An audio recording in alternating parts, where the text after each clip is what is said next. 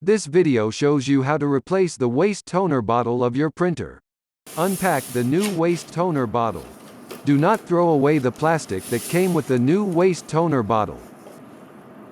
To avoid spilling the toner, place the waste toner bottle in an upright position. Open the front door. Unlock, and then remove the used waste toner bottle. Pack the used waste toner bottle.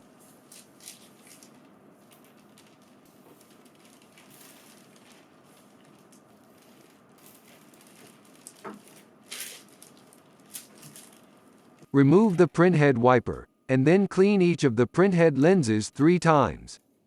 Clean the printhead lenses regularly to avoid print quality issues.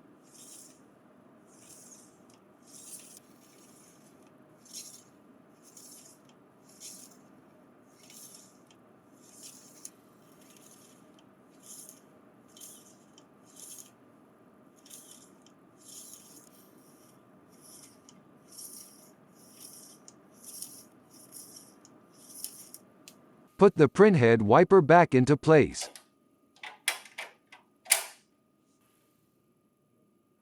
Insert the new waste toner bottle, and then lock it. Close the front door.